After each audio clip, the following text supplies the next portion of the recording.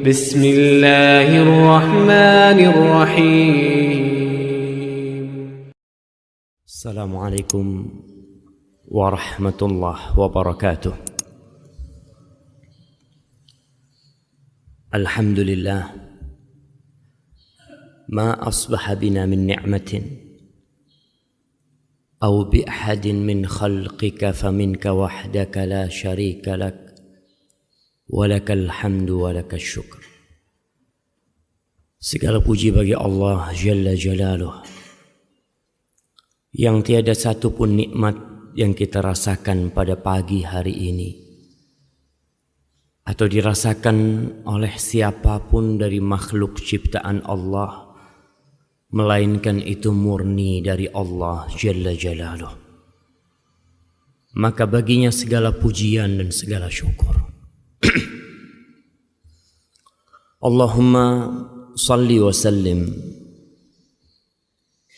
ala nabiyyina Muhammad wa ala alihi wa ashabihi ajma'in. Ya Allah, semoga salawatmu, semoga salam, berkah dan nikmatmu senantiasa kau curahkan untuk hamba kekasihmu, untuk Nabi kita Muhammad sallallahu alaihi wasallam,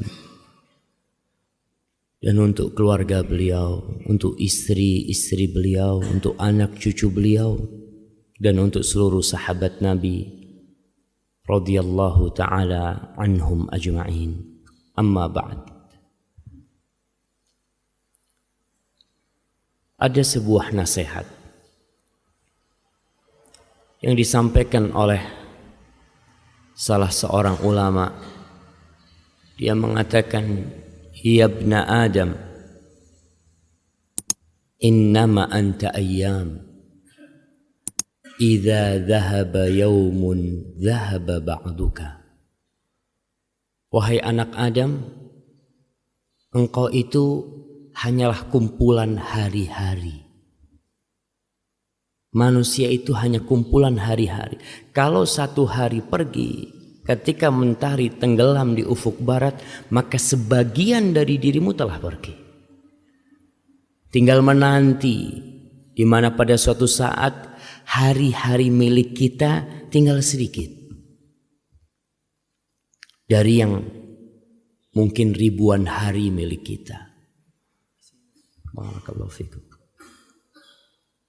Akan tersisa 1 minggu. Dari 1 minggu akan tersisa 2 hari, 1 hari, dan kemudian selesai. Maka bagaimana kita menjadikan hari-hari yang Allah berikan kepada kita ini menjadi hari-hari yang indah, menjadi hari-hari yang berbalut dengan rahmah. Karena tidak sedikit dari manusia yang modalnya tinggal sedikit, tapi dia tidak sadar.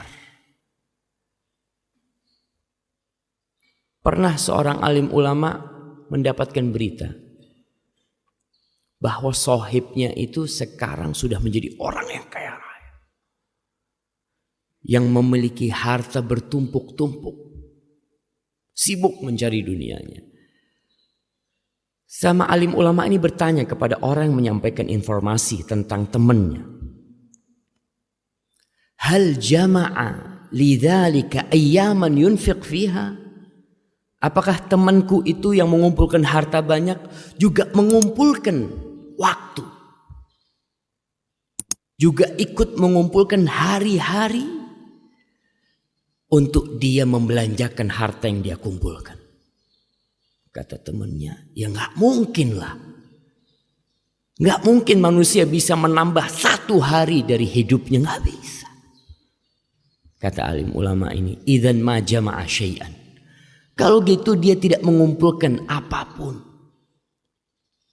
Kalau kita mengumpulkan harta tapi tidak mengumpulkan hari, terus buat apa tuh harta? Kapan kau akan infakkan tuh harta? Dan terbukti tidak sedikit orang-orang yang mengumpulkan harta, waktunya habis. Modal utama dia waktu habis. Sehingga belum sempat dia menikmati semua hartanya. Rasulullah sallallahu alaihi wasallam Beliau mengajarkan kepada kita bagaimana hari-hari kita ini menjadi hari-hari yang indah. Di dalam hadis yang diriwayatkan oleh Ummu Salamah, hadis Ibnu Majah dan disahihkan oleh Syekh Albani, kata Ummu Salamah, kana Rasulullah sallallahu alaihi wasallam idza asbaha as-subhu yaqul, Nabi alaihi salatu wassalam kalau masuk waktu pagi hari, ini awal hari, beliau berkata,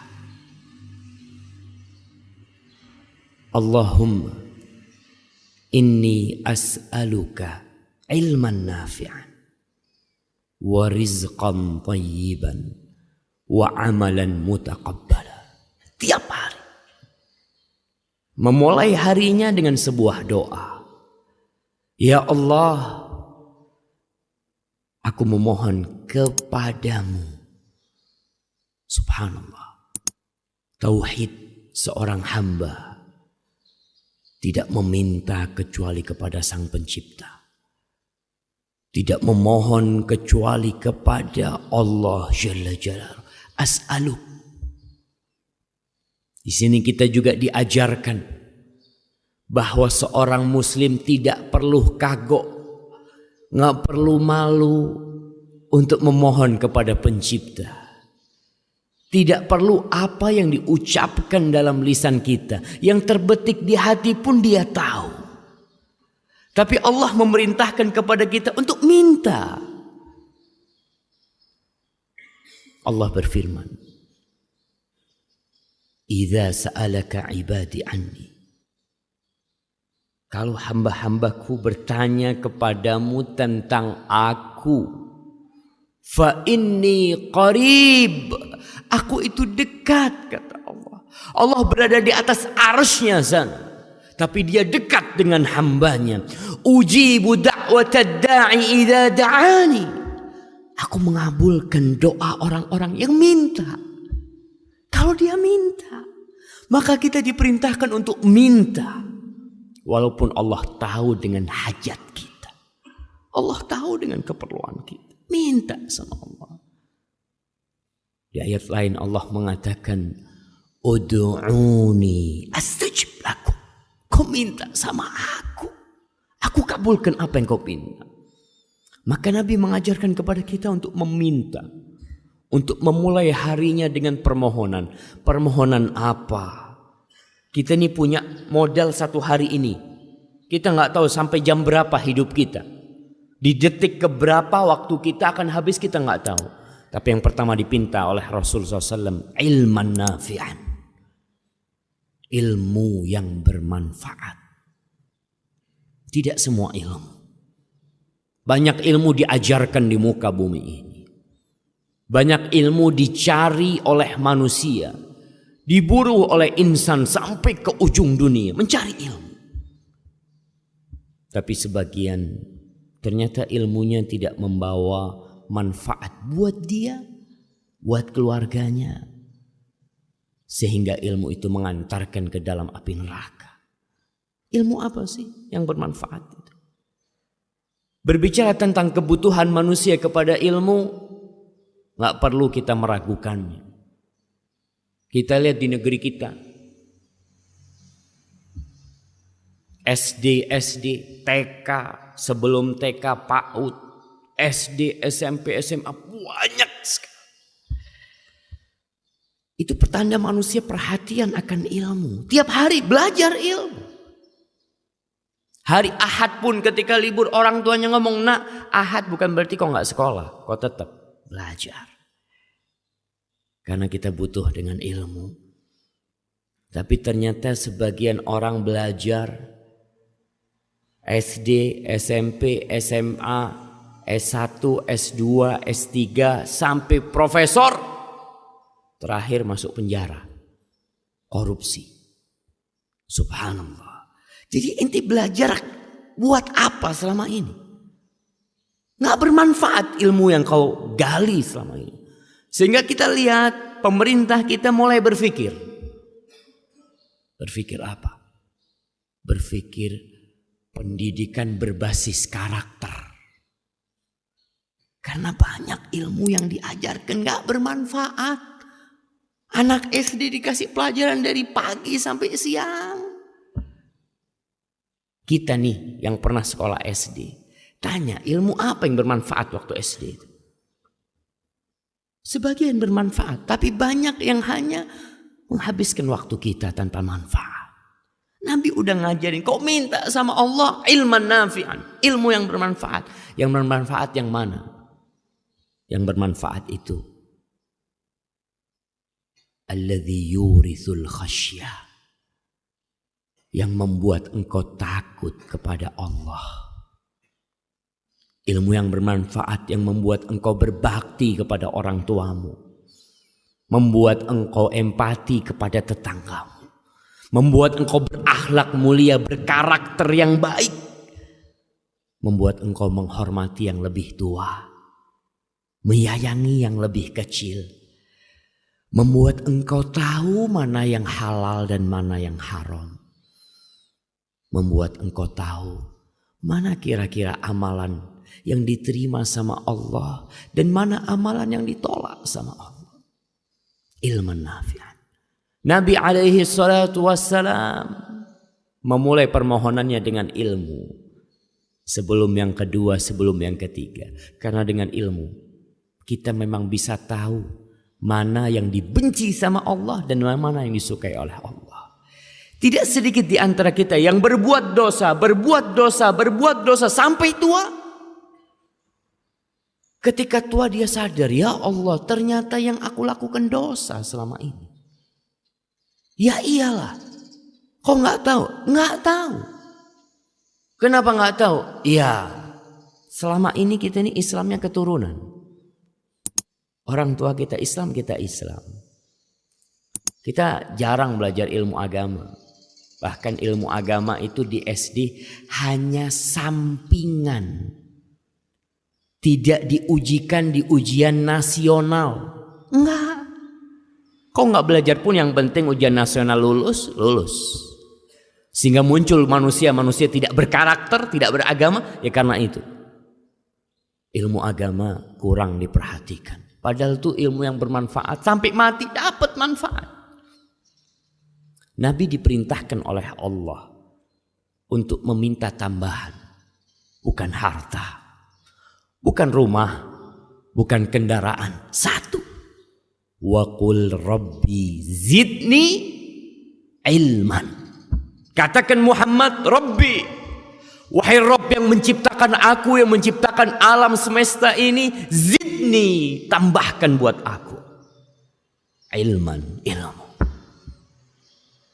Di ayat lain Allah berfirman, innama yakhsyallaha min ibadihi al-ulama.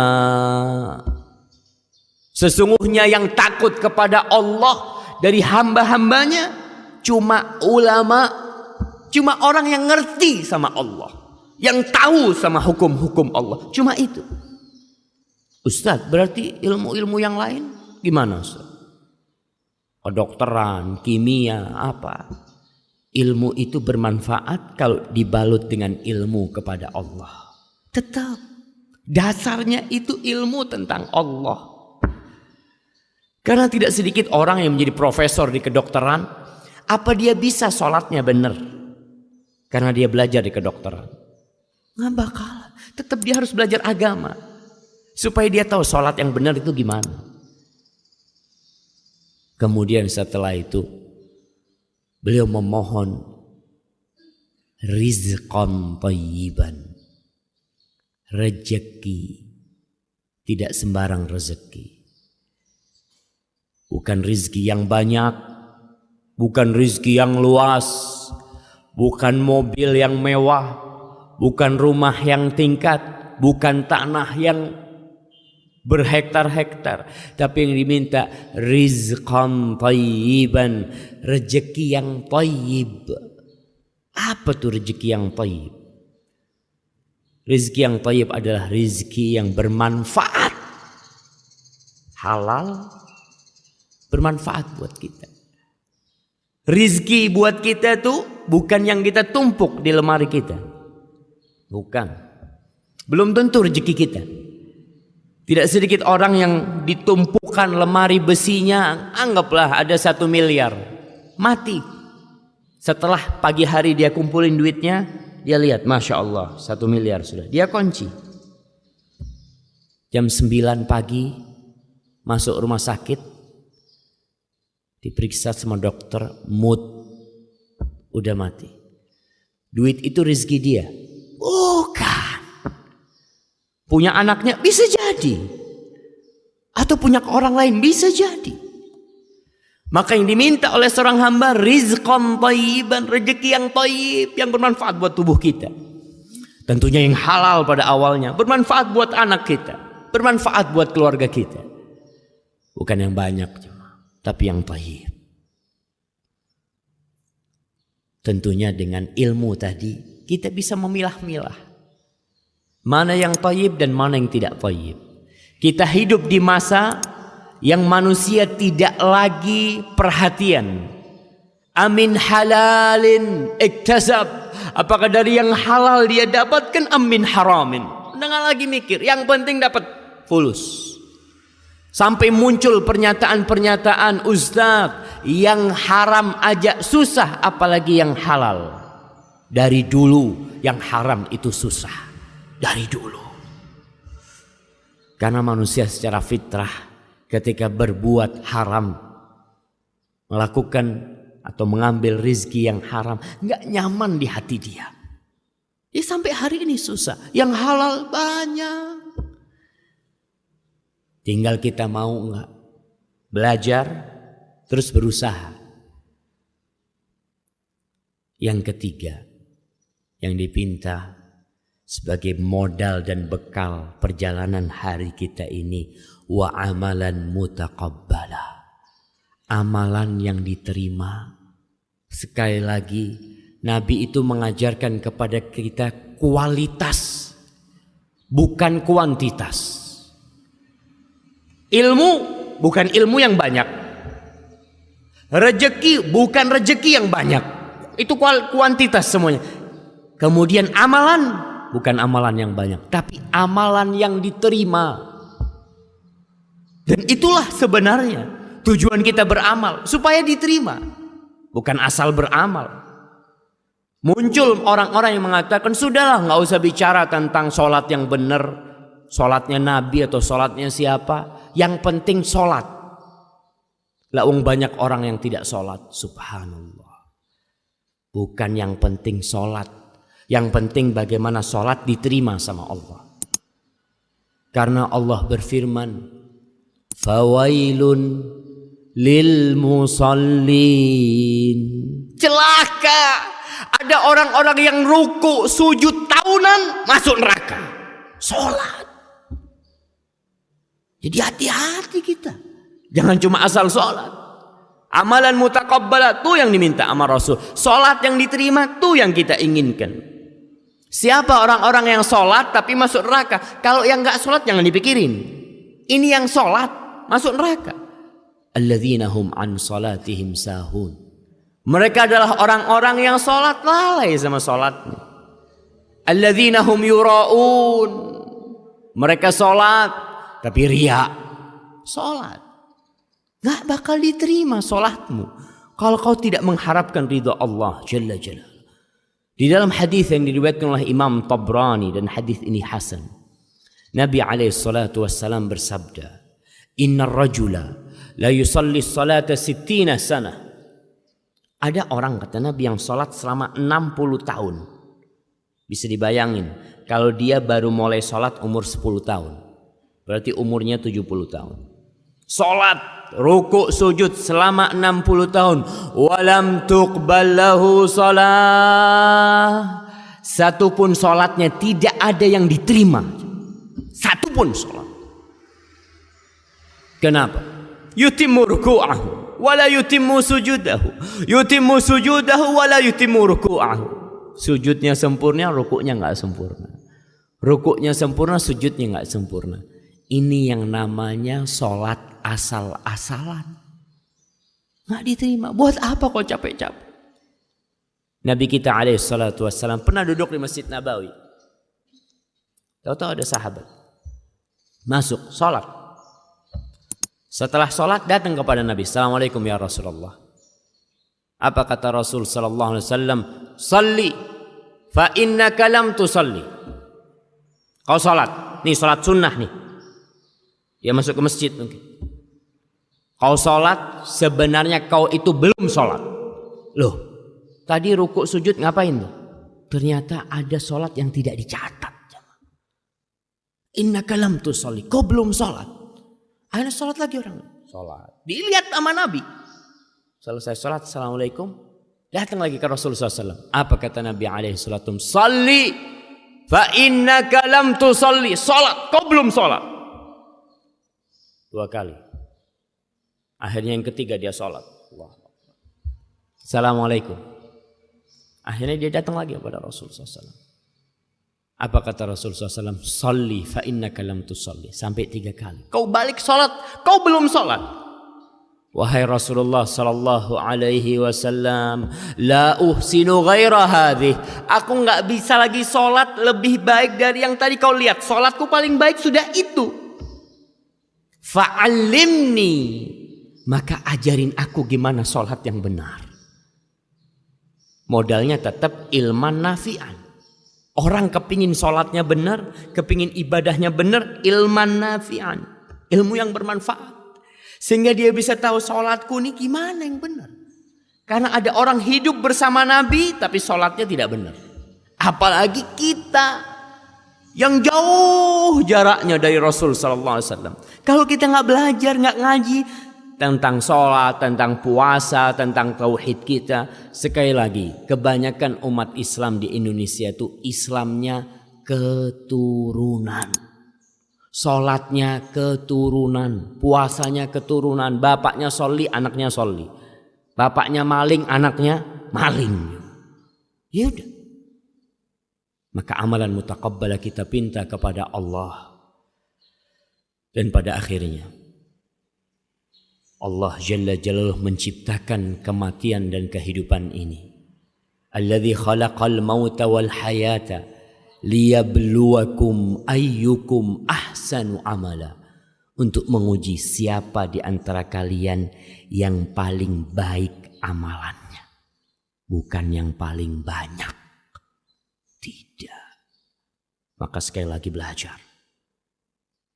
Kalau kita nggak mau belajar, bahkan menganggap ilmu agama sebagai sampingan, sebulan sekali datang ke pengajian, sisanya untuk dunia, untuk akhiratmu ya kalau ada waktu saat ana masyghul, banyak kerjaan, banyak syugulan, ya gimana? Kerjaan tinggalkan. Ketika kita datang ke majelis ilmu, ingat kita datang menuju jalan-jalan surga. Oke, kita pulang dari sini nggak dapat fulus. Mungkin kita tutup toko kita sehingga orang berpikir rugi anak Ustaz. Nggak rugi. Nggak bakalan rugi tatkala kau keluar menutup tempat kerjamu menuju Allah Jalla Jalaluhu. Allah berjanji semua langkahmu akan diangkat menjadi 1 derajat buat engkau. Dihapuskan dosamu, kasih pahala. Hadza wallahu a'lam bishawab. Itu yang bisa kita kaji pada kesempatan kali ini. Jangan berlalu pagi hari kecuali kita mengatakan Allahumma inni as'aluka ilman nafi'an wa rizqan tayyiban wa amalan mutaqabbala. Wa sallallahu ala nabiyyina Muhammadin wa ala alihi wa sahbihi wa sallam. Wassalamu alaikum warahmatullahi wabarakatuh.